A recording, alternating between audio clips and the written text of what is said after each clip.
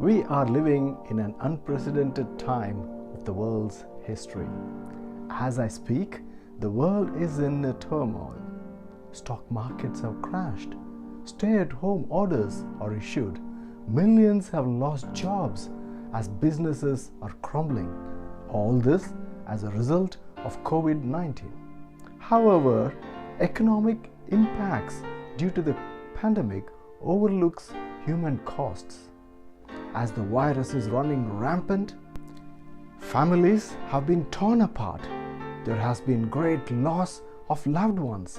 There is fear, isolation, and also the inability to hold weddings, funerals, and other milestone events as you would like it to be.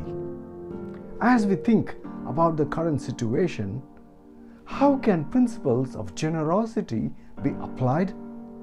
Are stewardship and generosity still relevant in a time of crisis? Are tithes and offerings still even theologically sound concepts? I believe that not only are these concepts still relevant, but they are vital to our Christian experience. But the question to many is, how can we still continue to be a steward for the Lord even during a turmoil? As we have seen from our previous videos, stewardship is a responsibility that has been entrusted to every Christian in all aspects of our life.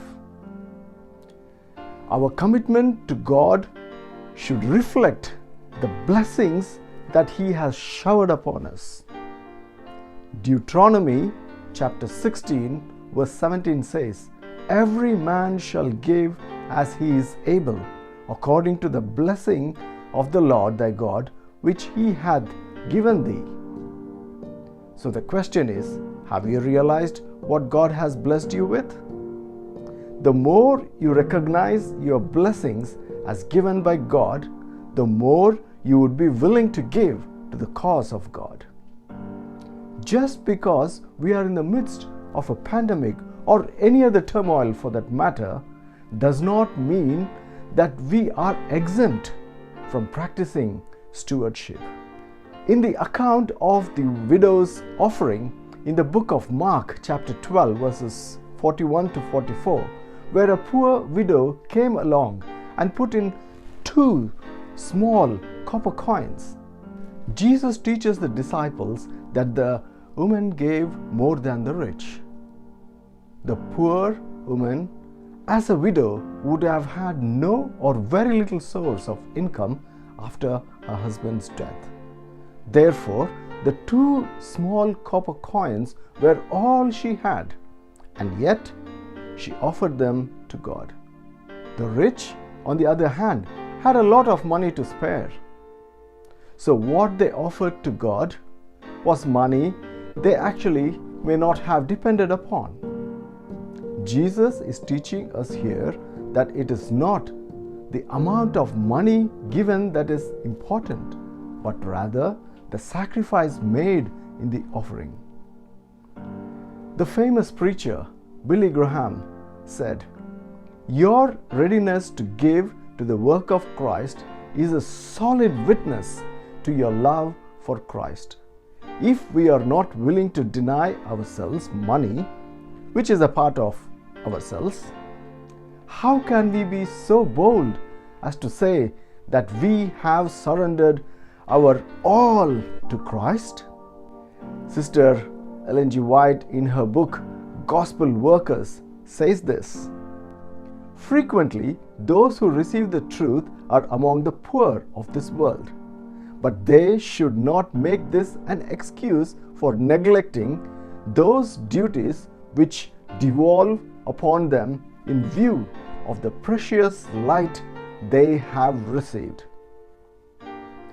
They should not allow poverty to prevent them from laying up a treasure in heaven. The blessings within reach of the rich are also within the reach if they are faithful in using what little they do possess.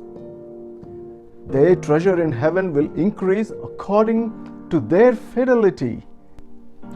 It is the motive which they work, not the amount they do, that makes their offering valuable in the sight of heaven. We turn to God for help in many things. However, we need to realize that it is often through us that God helps those in need. Someone once said, "Make it a habit to give to the Lord's work weekly and not just weekly." I would add to this to say that we should be giving to the Lord daily and in every opportunity that comes our way. We need to give with an attitude of gratitude to our God. It is also important that we plan our giving. Everything that we have are gifts from God.